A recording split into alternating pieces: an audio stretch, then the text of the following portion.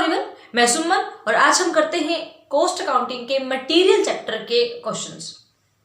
इसके तो क्वेश्चन है, वैसे तो इसमें ये लिफो फीफो यही इंपॉर्टेंट है और ये कोई डिफिकल्ट भी नहीं है, इसकी मैंने वीडियो बनाई भी थी।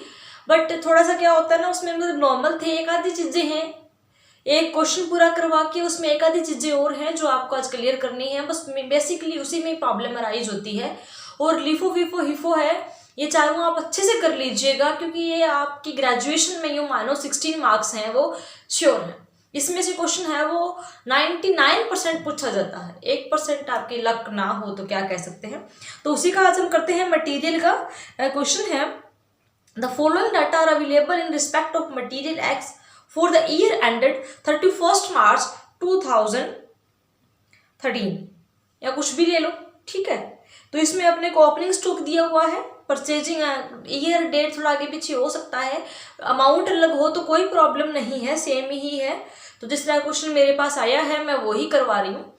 इसका पैटर्न सेम होगा तो कोई दिक्कत नहीं है, फॉर्मूला उस तरीके से अप्लाई होगा। ओपनिंग स्टॉक गिवन है, परचेजेस गिवन है अपने को, और यानी कि स्टॉक हमने और परचेज किया है, क्लोजिंग स्टॉक है। 3 इन्फॉर्मेशन गिवन है, बहुत ही ईजी है। एंड हमें कैलकुलेट क्या करना है, inventory turnover ratio and the number of days for which the average inventory is held, ठीक है। तो सबसे पहला हमें जो क्वेश्चन में पूछा गया वो पूछा है inventory turnover ratio. Inventory turnover ratio, तो इसमें आपको सबसे पहले क्या करना है, ये बेसिक है, वैसे तो लिफो फीफो वाले इंपॉर्टेंट है लेकिन थोड़ा सा आप ध्यान में रखें। ये जो करना है इसमें आपको सबसे पहला काम क्या है, फॉर्मूला देखना है, ठीक है। आपको फॉर्मूलाज पता होना चाहिए, अगर फॉर्मूला पता है तो आप इजीली निकाल लोगे। तो इसका फॉर्मूला क्या है, इन्वेंट्री टर्नओवर। तो इन्वेंट्री क्या होता है, हमारा स्टॉक होता है, इसका टर्नओवर हमें निकालना है। तो हम क्या निकालेंगे कि जो भी हमारी कॉस्ट होगी, ठीक है, यानी कि इसका फॉर्मूला होगा कॉस्ट ऑफ स्टॉक, यानी कि जो इन्वेंट्री की कॉस्ट होगी, ठीक है, ऑफ रॉ मटेरियल कंज्यूम्ड। तो टोटल उसकी किसकी आएगी, यहाँ पे रॉ मटेरियल की आएगी, ठीक है। और कौन सा रॉ मटेरियल, जो भी कंज्यूम होएगा हमारी प्रोडक्शन में, ठीक है। तो वो हमें लेना है, यानी कि हमारी कॉस्ट कितनी आती है इन्वेंट्री पे, स्टॉक पे, रॉ मटेरियल की, जो भी हमारा रॉ मटेरियल हम यूज कर रहे हैं कितना कंज्यूम हुआ है, and divide by average stock. Average stock से क्या कर देंगे, हम डिवाइड कर देंगे। तो ये फॉर्मूला है, तो हमें इस फॉर्मूले के अकॉर्डिंग निकालना है, ठीक है। सबसे पहली चीज हमें क्या चाहिए, cost of stock of raw material consumed, हमें ये चाहिए, कितना रॉ मटेरियल कंज्यूम हुआ है वो देखना है। तो वो हम कैसे देखेंगे, हमारे पास ओपनिंग बैलेंस कितना है, ठीक है, या ओपनिंग स्टॉक कह लो। ओपनिंग बैलेंस कितना है और स्टॉक कितना है, जो कि अपने को गिवन है इस क्वेश्चन में 90,000 दिया हुआ है, ठीक है। उसके बाद ये बात कर रहे हैं कि परचेज है, तो उसको हम क्या कर देंगे, कुछ भी हमने परचेज किया है तो वो हम क्या कर लेंगे, इसमें ऐड कर लेंगे। यानी कि इस टाइम के दौरान इन्होंने क्या किया है, परचेज किया है कितना, 270 का, 2,70,000 का परचेज किया है, और कुछ नहीं गिवन, ठीक है, कुछ नहीं है, तो इसको हम ऐड करेंगे।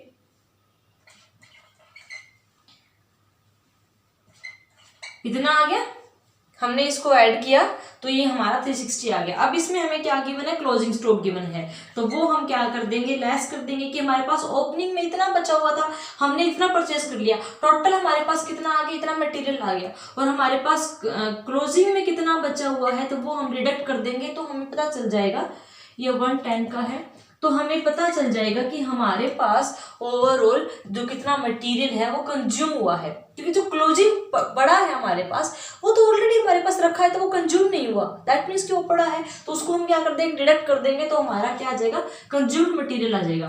तो ये कितना आ गया, 2.5 लाख का आ गया, 250 का, ठीक है। अब बात आती है एवरेज स्टॉक की।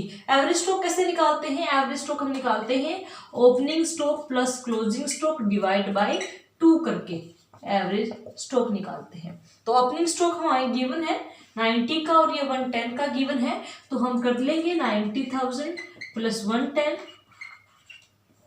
डिवाइड बाई 2, तो आ जाएगा 1 लाख, यही आएगा। तो इसको हमने निकाल लेंगे। अब उसको जो हमारा फॉर्मूला है उसमें हम क्या कर देंगे, पुट कर देंगे, यानी कि कितनी अमाउंट आ जाएगी, यहीं पे कर लें, 2,50,000 डिवाइड बाय कितना आ जाएगा, 1 लाख, एवरेज स्टॉक 1 लाख है, ठीक है। तो ये कितना आ गया, 2.5, ठीक है। तो ये हमारा क्या आ गया, 2.5 है, इन्वेंट्री टर्नओवर रेशियो आ गया, यानी कि जो चीज हमें पहले पूछी गई थी क्वेश्चन में वो निकल गई है। तो ये हमारा क्या है, इन्वेंट्री टर्नओवर का आ गया।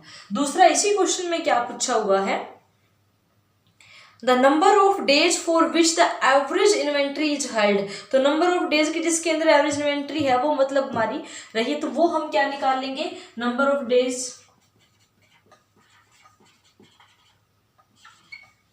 इन विच क्या पूछा हुआ है, फॉर विच जो इन्वेंट्री हमारे पास जितने भी टाइम हमारे पास इन्वेंट्री रही है, ठीक है, जो आपको क्वेश्चन में प्रॉपर गिवन है आप वो लिख लीजिएगा।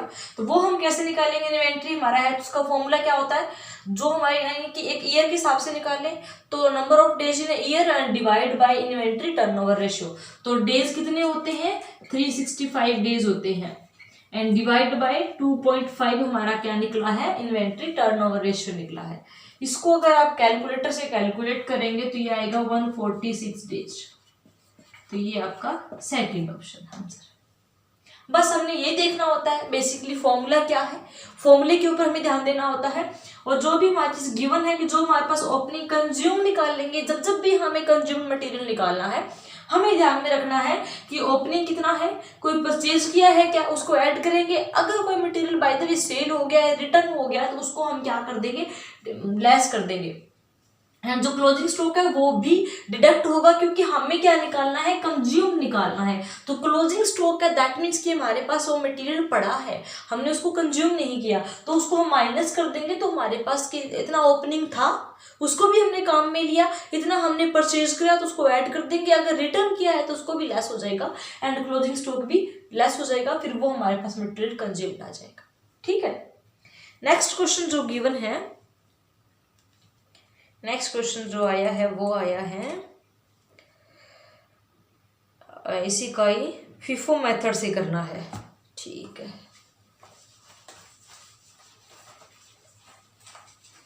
तो इसमें हमें इस क्वेश्चन में हमें दो चीजें और भी ऐड करनी है। इसमें रिक्विजिशन नंबर दे रखा है, जीआरएन नंबर दे रखा है, तो वो भी हमें करना है साथ साथ। तो इस क्वेश्चन में क्या दिया हुआ है, A limited furnish the following store transaction for September 2013, ठीक है। उस ट्रांजैक्शन के लिए अपने को सारी इन्फॉर्मेशन गिवन है, एंड यहाँ पे लिखा हुआ है कि फीफो मेथड से यूज करके आप स्टोर लेजर अकाउंट प्रिपेयर करें।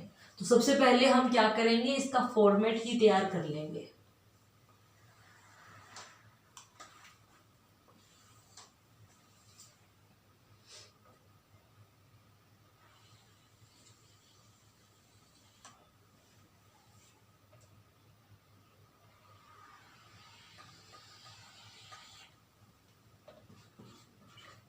डेट बहुत ही जरूरी है इसमें, जब भी ये आप कोई भी फीफो हिफो एलिफो इस तरह का कोई मेथड करो, डेट बहुत जरूरी, क्योंकि डेट से ही पता चलेगा पहले कौन सा आया था बाद में कौन सा आया था, उसको हम देखेंगे।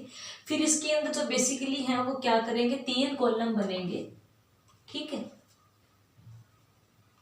हाँ, इस तरह से बना सकते हैं। ये हमारे 3 पार्ट्स में इसको हमने डिवाइड करना है। तो यहाँ पे हमारा आएगा रिसिप्ट,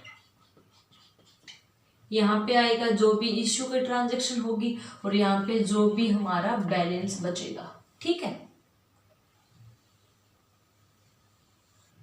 अब इसके अंदर क्या होंगे, यहाँ पे जीआरएन नंबर डाला जाएगा, यहाँ पे क्वांटिटी डाली जाएगी, यहाँ पे रेट डाला जाएगा, और यहाँ पे अमाउंट डाली जाएगी।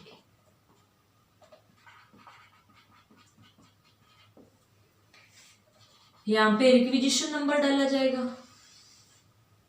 यहाँ पे क्वांटिटी डाली जाएगी, यहाँ पे रेट और amount. Quantity, rate, amount, total amount कितनी है, और पर यूनिट, रेट का मतलब यहाँ पे पर यूनिट से है, ठीक है।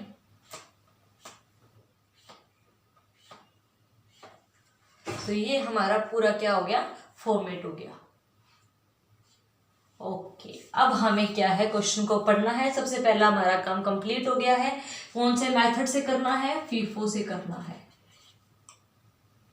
तो फीफो का मतलब फर्स्ट इन फर्स्ट आउट, यानी कि जो मटेरियल पहले आएगा उस मटेरियल को पहले निकाला जाएगा। ठीक है, तो यहाँ पे हम ऊपर लिख देंगे, थोड़ी सी जगह की प्रॉब्लम थी। स्टोर लेजर अकाउंट पे of A limited for the month, जो भी आपका गिवन है, इसके अंदर सितंबर 2013 का गिवन है, तो उस मंथ का हम कर देंगे। ठीक है, ओके। अब अपने को यहाँ से क्या करना है, इंफॉर्मेशन उठानी है। 1/9/13 को ओपनिंग बैलेंस था 1913, तो यहाँ पे कुछ नहीं आएगा, इसको यूं करते जाएंगे। ओपनिंग बैलेंस था, कितने यूनिट है, 25 यूनिट है, एंड 25 यूनिट का, और हमें क्या गिवन है, अमाउंट गिवन है कितनी, 16250। तो ये अपने को अमाउंट गिवन है और यूनिट गिवन है, तो रेट हम कैसे निकालेंगे कि वो जो 162.50 है ना, 162.50, इसको हम 25 से डिवाइड कर देंगे तो पर यूनिट आ जाएगा कि 25 यूनिट का इतना पैसा लगा, तो एक का, तो उसको डिवाइड कर देंगे, तो डिवाइड करने पे कितना आएगा, 6.50। ठीक है, ओके।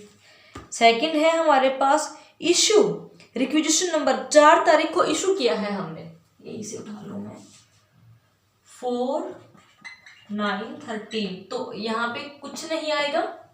रिक्विजिशन नंबर क्या दिया है, 85 गिवन है।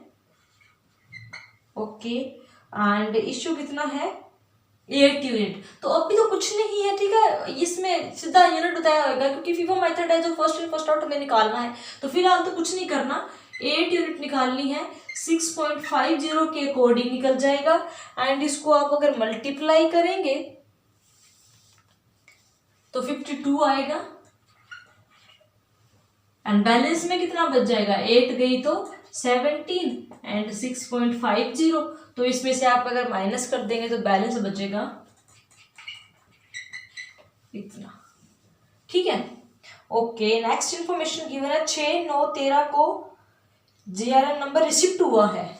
ठीक है, 6/9/13 रिसिप्ट हुआ है, कितने नंबर के साथ, 90, जीआर नंबर 26 के साथ, 26, 50 यूनिट हुई है रिसीव। ओके, रेट गिवन है 5.75 पर यूनिट। ठीक है, तो इसको हम क्या कर लेंगे, मल्टीप्लाई कर लेंगे। 50 को आप मल्टीप्लाई करेंगे, 50 इंटू 5.75, तो ये आ जाएगा आपका 287.50। ओके, अब यहाँ पे क्या हो जाएगा, कुछ नहीं आएगा, इश्यू कुछ नहीं किया। ओके, अब हमें बैलेंसिंग में इकट्ठा नहीं करना, क्योंकि हमारे पास फर्स्ट इन फर्स्ट आउट है, तो हमें अलग रखना है कि पहले मटेरियल कौन सा आया था एंड बाद में मटेरियल कौन सा आया था। तो पहले हमारा एज यूजुअल यही आया है, अमाउंट आप बेशक इकट्ठी कर सकते हैं, और दूसरा हमारी जो नई एंट्री कितने की होगी है, 50 यूनिट की हो गई है 5.75 के अकॉर्डिंग। तो आप इसको क्या करोगे, इस तरीके से करोगे, जिससे आपको समझ में आ जाए कि हाँ ये दोनों इकट्ठे हैं। तो आप इस 110 को एंड प्लस 280 इसको आप क्या कर सकते हैं, ऐड कर सकते हैं, तो ये आपका 398 आ गया। ठीक है, तो इसको आप इस तरीके से करें, ये चीजें शो करें जिससे अपने को पता चल जाए कि हाँ ये दोनों एंट्री है वो इकट्ठी हैं। 6 के बाद अब नेक्स्ट एंट्री हुई है 7 को इश्यू हुआ है, तो अब यहाँ पे हम करेंगे 7/9/13, तो यहाँ पे कुछ नहीं आएगा। इश्यू कितने का क्या हुआ है, 97 नंबर के हिसाब से 97 नंबर का इश्यू हुआ है। कितने यूनिट है, 12 यूनिट मांगी है इन्होंने, तो ये 12 यूनिट कहाँ से जाएंगी, 17 में से, 17 में से जाएंगी। फर्स्ट इन फर्स्ट आउट है, जो पहले आया है मटेरियल उसको हम पहले निकालेंगे, तो ये 17 में से हम इसको निकाल देंगे, तो रेट क्या रहेगा हमारा, 6.50 के हिसाब से हमारा रेट रहेगा। तो 12 इंटू 6.50, तो ये आ जाएगा 78 रुपीज। अब 17 में से 12 चली गई, यानी कि 5 यूनिट अभी पेंडिंग है हमारी, तो हम लिखेंगे 5 एंड 15 इस तरीके से। 6.50 के हिसाब से ये बची हुई है, 7.50 के हिसाब से ये बची हुई है। ठीक है, तो ये जो हमारी अमाउंट है यहाँ पे आ जाएगी 320.00। तो ये हमारे यहाँ पे इतनी अमाउंट आ जाएगी। ओके, अब नेक्स्ट क्वेश्चन में क्या गिवन है, 7 के बाद 10 को रिटर्न टू ए कंपनी। तो इसमें हमने क्या किया, 10 तारीख को रिटर्न किया है, तो हमने रिटर्न किया है तो वो हम कहाँ लिखेंगे, 10, 9, 13 रिटर्न कर दिया। किसने, हमने रिटर्न कर दिया, दैट मीन्स हम इश्यू में लिखेंगे। इश्यू में कंसिडर किया जाता है कि हमारे पास से वो मटेरियल चला गया। अब यहाँ पे जैसे पहले बात तो ध्यान में रखनी है, थोड़ी बहुत आपको जिसमें जो प्रॉब्लम अराइज हुई होगी, इसमें इन्होंने क्या बोला है कि 10 तारीख को रिटर्न कर दिया हमने, कितने कर दिए, 10 यूनिट्स हैं वो रिटर्न कर दिए। तो जो रिटर्न हमने किया है ना वो इस 50 में से जाएगा। क्यों, क्योंकि हम रिटर्न तो, अब जो हमने कब का खरीदा था, 1 तारीख को खरीदा था, उसको 10 को हम रिटर्न करने वाले हैं नहीं, क्योंकि वो तो लगभग हमारा कंज्यूम ही हो गया। 5 यूनिट बची है, तो 5 में 10 तो जाएंगी नहीं। एक तो कॉमन सेंस हमारी ये भी है, दूसरा कि वो मटेरियल तो हम कंज्यूम करते आ रहे हैं, अब तक हमने किसको कंज्यूम नहीं किया, इसको नहीं किया, तो इसमें से हमने 10 यूनिट्स क्या कर दिए, तो ये यहाँ पे नील आ जाएगा। 10 यूनिट हमने क्या कर दिया, रिटर्न कर दिया, तो वो किस में से जाएंगे, इसमें से जाएंगे, यानी कि इसके अकॉर्डिंग। तो ये हमारा क्या आ जाएगा, 57.50 एंड जो बैलेंस आएगा वो 5 एंड 40 आएगा। ठीक है, इसमें से रिटर्न हमने किया है तो वो इश्यू में कंसिडर किया जाएगा, एंड जो हमारा लास्ट का है उसको हम लेके आएंगे। तो ये हमारा इस तरीके से कि 6.50 एंड 5.7, तो ये हमारी रहेगी कि ये हमारा इसका पर यूनिट वैल्यू है, जो कि फिर आ जाएगा 26200। ठीक है, ये चीज आपको यहाँ पे प्रॉब्लम आई होगी कि फर्स्ट इन फर्स्ट आउट की बात कर रहे हैं और 10 यूनिट है, तो वो चीजें, तो वो इसलिए है कि जो हम रिटर्न कर लें वो एक को खरीदा वो तो नहीं करेंगे, जो लेटेस्ट खरीदा वो ही करेंगे, और तक इस मटेरियल को हमने कंज्यूम भी नहीं किया है। ओके, देन नेक्स्ट आता है 12 को इश्यू किया है अगेन, 12 को इश्यू 108 नंबर के अकॉर्डिंग, तो हम यहाँ पे लिखेंगे 12, 9, 13, और जो हमारे क्वेश्चन नंबर क्या है 108। ओके, 108 का के साथ हमने 15 यूनिट टोटल। देखो यहाँ पे अगेन क्या आ गया, 15 यूनिट्स हैं वो देनी है। अब हमारे पास first in first out method हम लगाएंगे, तो ये 15 यूनिट्स में यहाँ पे एक बार लिख दूं छोटा सा, तो 15 यूनिट्स कहाँ से जाएंगी, 5 तो जाएंगी ये और 10 जाएंगी ये। ठीक है, ये इस तरीके से जाएंगे। 15 यूनिट्स है वो 5 तो पुराने वाले जाएंगे और 10 जाएंगी नई में से, यानी कि 6.50 के अकॉर्डिंग जाएगी और ये 5.75 के अकॉर्डिंग जाएगी। इस तरीके से होएगा ये। फर्स्ट फर्स्ट आउट है, 15 यूनिट मांगी है तो 5 ये निकल गई और 10 क्या हो जाएगी, इसमें से आ जाएगी। तो ये हम इसकी अमाउंट है वो फिर से कैलकुलेट करेंगे, तो ये हमारी आ जाएगी 60 आ जाएगी टोटल इसकी अमाउंट, 90 सॉरी। इसको इसे मल्टीप्लाई करो, इसको इसके मल्टीप्लाई करो, ऐड करोगे तो ये 90 अमाउंट आ जाएगी। अब बैलेंसिंग में क्या बच गया, सीधा सही बच गया, क्योंकि ये वाला मटेरियल हमारा खत्म हो गया है पुराने वाला, तो 30 यूनिट बच गए हैं 172.50। ठीक है, ऐसे हमारा मटेरियल है वो निकलता है फर्स्ट इन फर्स्ट आउट का। देन अगेन 13 को क्या हुआ है, 13 अगेन इश्यू किया है 110 नंबर है 110 एंड 20 यूनिट्स की डिमांड आई है। तो कुछ नहीं करना, अभी तो हमारे पास मटेरियल एक ही है, तो हम 5.75 के अकॉर्डिंग 20 यूनिट्स का हम कर देंगे, तो टोटल हमारा आ जाएगा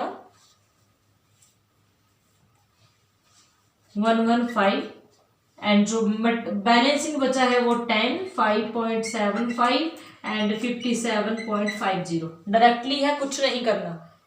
13 को हो गया हमारा डायरेक्ट। 13 के बाद है 15 की टर्न, 15, 9, 13, तो उसमें हमारा क्या है, रिसिप्ट हुआ है 33 नंबर 33 नंबर के साथ रिसिप्ट किया है अगेन 25 यूनिट 610 के अकॉर्डिंग हमने रिसीव की है 610 के अकॉर्डिंग 25 यूनिट। 25 6 10 के अकॉर्डिंग, तो इसको हम मल्टीप्लाई करेंगे तो 15250 आ जाएगा। इश्यू में कुछ नहीं आएगा। बैलेंस में क्या आ जाएगा, 10 यूनिट ये एंड 25 ये, 7.50 एंड 6 10। ठीक है, एज यूजुअल 10 हमारी ऑलरेडी बची हुई थी और ये हमारी 25 और ये आ गई हैं, तो ये हमारी कितनी आ गई, 210। 15 के बाद 17 को इश्यू किया है, किस नंबर के साथ इश्यू हुआ है, 38। कितने यूनिट डिमांड की गई है, 10 यूनिट।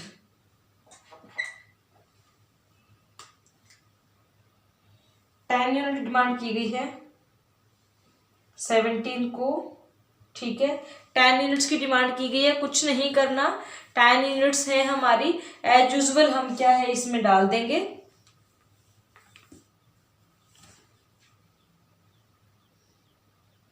यहाँ 121 के अकॉर्डिंग है, 38 सॉरी 121 एंड 10 यूनिट्स के अकॉर्डिंग 575, ये वाला मटेरियल निकल जाएगा 57.50 एंड रिमेनिंग कितना बच गया, 25 6 10 एंड इसको हम मल्टीप्लाई करेंगे 25 6 10 को, तो ये आ जाएगा 15250।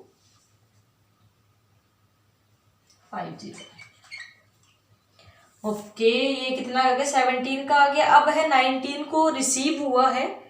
ठीक है, 19 की रिसीविंग की है 38, 19 का था वो, 19 9 13 38 नंबर से कितने यूनिट रिसीव करी है हमने, 19 को रिसीव्ड। अब यहाँ पे इन्होंने क्या बोला, देखो, received replaced from B and company GRN number 38 और 10 यूनिट। तो यहाँ पे क्या कह रहे हैं कि रिसीव्ड जो रिप्लेस हुआ है 19 को 10 यूनिट, तो यहाँ पे कुछ भी प्राइस वगैरह नहीं गिवन है हमारे पास, रिसीव्ड है वो रिप्लेस्ड की गई है, तो वो हम क्या कर देंगे, 19 की 10 है वो इसमें से ले लेंगे, रिप्लेस हो गई, तो यानी कि 575 के अकॉर्डिंग ये रिप्लेस होएगी। ऊपर हमने BN कंपनी का कोई भी नहीं गिवन है, तो हम ऊपर वाला रेट ही लेंगे, यानी कि जो 575 है वो ही कंसिडर किया जाएगा। 10 यूनिट्स डायरेक्टली हैं तो वो हम लेंगे 575 के अकॉर्डिंग, यानी कि जो हमारा 10 यूनिट्स है वो ये वाली है, इनमें से वापस हमें मिली है। तो हम यहाँ पे क्या करेंगे, 10 यूनिट 5.75 के अकॉर्डिंग लेंगे एंड 750 25 हमारे पास ऑलरेडी थी, 10 ये आ गई है 6 10 के अकॉर्डिंग एंड 575 के अकॉर्डिंग। तो यहाँ पे जो हमारा रेट आ जाएगा टोटल वो क्या आ जाएगा, अगेन 210। ठीक है, यानी कि ये हमें वापस रिसीव हो गई है, तो ये हमारी रिसिप्ट है वो इस तरह से रिप्लेस की हुई है। नेक्स्ट हमारा आता है 20 को 20 तारीख को, ये हमें थोड़ा ऊपर लिखना पड़ेगा, मैं थोड़ा रब कर दूं। एक बार आप स्क्रीनशॉट लेना चाहें तो ले लें, क्योंकि थोड़ा मेरे को रब करना पड़ेगा, जगह की कमी है।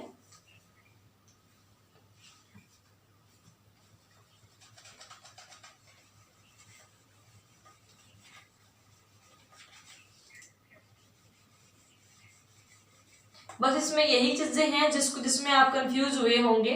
जो रिप्लेस हुआ है उसका प्राइस नहीं गया, तो हम रिसिप्ट किसके ऊपर करें, तो हम पुराने के बेस पे ही करेंगे ना, हमारा जो फीफो मेथड चल रहा है तो उसी के अकॉर्डिंग ही करेंगे। एंड जो आगे एक चीज आगे एक और आएगा उसको हम देखेंगे, बाकी हमें फर्स्ट इन फर्स्ट आउट का ही लेके चलना है कि जो मटेरियल पहले आया है वो पहले जाएगा और जो बाद में आया है वो बाद में। और जो दूसरे मेथड होते हैं लीफो होता है, उसमें जो लास्ट में आया उसको पहले निकालते हैं, और लीफो में जिसकी हाईएस्ट वैल्यू होती है पर यूनिट के हिसाब से उसको पहले निकालते हैं। बाकी इनमें ज़्यादा डिफरेंस नहीं है, बस थोड़ा सा क्लियरिटी के साथ बनाना पड़ता है ताकि उससे हमें ये चीज़ें हैं वो क्लियर हो जाएं, आप स्पेस छोड़ के अच्छे से बनाएं। ओके, अब नेक्स्ट क्वेश्चन है हमारा 28 डेट का आ गया ना, तो हम यहाँ पे लिखेंगे 29 और 13। क्या चीज बोली है, return from department material of B and company MR number 4। B&R company से हमें रिटर्न मिला है, कितना रिटर्न मिला है, 5 यूनिट का, तो वो भी हमारा इसी में ही लिखा जाएगा नंबर 4, 5 यूनिट आई है। तो वो हमारा रिटर्न हम कौन सा लेंगे, 5 यूनिट। ये भी ओल्ड वाला ही है कि पहले हमारा ये 10 यूनिट आया और उसके बाद क्या है हमारे पास अगेन जो 575 के कोडिंग यूनिट्स आए। ठीक है, तो ये भी हमें क्या है रिटर्न मिला है। तो ये कितना आ गया 28.75। तो ये भी हमें क्या है वापस मिल गया है किस कंपनी से हमने लिया। तो ये हमारा पहले वाला है, पुराने वाला आया है, तो इसको हम क्या है पहले कंसीडर करेंगे इस मटेरियल को, क्योंकि ये क्या है रिटर्न फ्रॉम। तो वहां पे तो क्या था जो 19 है ना उसमें लिखा हुआ है रिसीव्ड रिप्लेस्ड हुई है, उसको हमने रिप्लेस किया गया है तो वो बाद का ही कंसीडर किया जाएगा। एंड यहाँ पे क्या है वो रिटर्न हो गया मटेरियल कि वो पहले का था वो रिटर्न हुआ है, तो उसको हम पहले में ही कंसीडर करेंगे। तो यहाँ पे जो 5 यूनिट है उसको हम लेंगे, बैलेंसिंग में हम दिखाएंगे 5, 25 एंड 10। यही थी सबसे बड़ी मेजर जो प्रॉब्लम बच्चों को थी 7, 5 के अकॉर्डिंग, एंड 25 वाला है 6, 10 के अकॉर्डिंग, एंड अगेन 7, 5 के अकॉर्डिंग। तो ये टोटल आपकी जो अमाउंट बनती है ये आगे 258.75। ठीक है, यानी कि जो मटेरियल हमें रिटर्न मिला है रिप्लेस हुआ है उसको हम बाद का कंसीडर करेंगे, और जो हमें 5 यूनिट्स हैं वो क्या है रिटर्न हुई हैं। तो रिटर्न हम क्या करें कि जो रिटर्न पहले की हुई है तो इसलिए मटेरियल हमारा पहले ही कंसीडर किया जाएगा। ठीक है, बाकी आगे सेम ही चलेगा। 22 को अगेन क्या है transfer from job 182 to job 187, department है हमारा 6 को। तो 20 को हमें क्या हो गया है 22 की जो हमारी अमाउंट है वो भी हम इसमें ट्रांसफर में लेंगे फ्रॉम 182 टू 187 है, डायरेक्टली ट्रांसफर हो गया। तो उसको हम कुछ नहीं करें क्योंकि वो एक डिपार्टमेंट से दूसरे डिपार्टमेंट में गई है, तो उसका क्या कोई है ही नहीं ना, मटेरियल तो कंज्यूम होएगा ही होएगा। 6 की है 5 यूनिट है, ठीक है, एक डिपार्टमेंट से यानी कि इस वाले बैच नंबर से दूसरे बैच नंबर में चली गई है, जॉब 182 टू जॉब 187 में ट्रांसफर कर दी गई है MRT नंबर 6। तो इसका ठीक है डायरेक्टली डिपार्टमेंट ने कर लिया, स्टोर में मटेरियल नहीं आया, स्टोर में रिसिप्ट नहीं हुई, स्टोर से इश्यू नहीं हुआ, तो यहाँ पे हम स्टोर लेजर ही बना रहे हैं फीफो का, तो हम इसको नहीं कंसीडर करेंगे, 22 को इसमें हम नहीं लेंगे। देन नेक्स्ट आता है 20 के बाद 26 का। इश्यू नंबर इश्यू हुआ है अगेन, तो यहाँ पे हम क्या करेंगे, कितना नंबर है 146 का कितने यूनिट्स हैं 10 यूनिट्स हैं। तो हम क्या करेंगे 146 का 10 यूनिट है तो 5 तो ये जाएगी एंड 5 है वो इसमें से जाएगी, तो 5 है वो 7, 5 के अकॉर्डिंग गई, ठीक है, इसको ऐड कर देंगे। एंड ये क्या हो गया 6, 10 के अकॉर्डिंग गया, तो ये हमारा यूनिट ऐसे निकलेगा, यानी कि 7, 5 के अकॉर्डिंग एंड 6 के अकॉर्डिंग 5, 5 यूनिट निकली है। तो टोटल आ गया 59.25 और बैलेंस कितना रह गया 20 एंड 10। 26 10 के अकॉर्डिंग रह गया, 10 है वो 7, 5 के अकॉर्डिंग रह गया, और इसका जो ओवरऑल हमारा बैलेंस रहा है वो 179.50। ओके, देन हमारे नेक्स्ट क्या है, यहाँ पे नेक्स्ट क्या बोला है 29 का भी है, उसको भी देखो 29/9/13 transfer from department A to department B MRT number 10। Again क्या है, ठीक है ट्रांसफर की है, तो ये भी स्टोर में नहीं आई, स्टोर में नहीं लेंगे इसको हम, तो इसको भी कहीं नहीं कैलकुलेट करेंगे कि हमारी जो ट्रांसफर है वो एक डिपार्टमेंट से दूसरे डिपार्टमेंट में हुई है, तो स्टोर ने अगेन कोई रिसीव नहीं किया और कोई इश्यू नहीं किया, तो वो नहीं लिया जाएगा। देन 30th का दिया हुआ है 39/13 में क्या दिया हुआ है शॉर्टेज इन स्टॉकिंग, तो शॉर्टेज हुई है तो वो रिसीव तो हुआ नहीं है हमारा, किस में गया है इसमें, तो बैच नंबर क्या हो जाएगा यहाँ पे कुछ नहीं है, यानी कि यहाँ पे हम क्या लिखेंगे शॉर्टेज, यानी रिसीव नहीं किया, मटेरियल कम हो गया तो शॉर्टेज हो गया। कितना यूनिट का शॉर्टेज हुआ है 2 यूनिट का शॉर्टेज हुआ है, तो वो हम यहाँ पे लिख देंगे 2 यूनिट का शॉर्टेज हुआ है। तो वो हम किसके अकॉर्डिंग लेंगे, जो अभी हमारे 2 यूनिट की शॉर्टेज हुई है वो हम इसमें से लेंगे कि हमारी जो शॉर्टेज हुई है वो किस में से हुई है, 20 में से। पहले वाला ही कंसीडर करेंगे हम तो 610, तो ये शॉर्टेज हमारी कितनी होगी 12.20 की। तो हमारे पास मटेरियल कितना बचा, 18 तो बचे 610 के अकॉर्डिंग एंड 10 बचे 575 के अकॉर्डिंग, यही बचा। एंड टोटल अमाउंट कितनी बची है इसकी,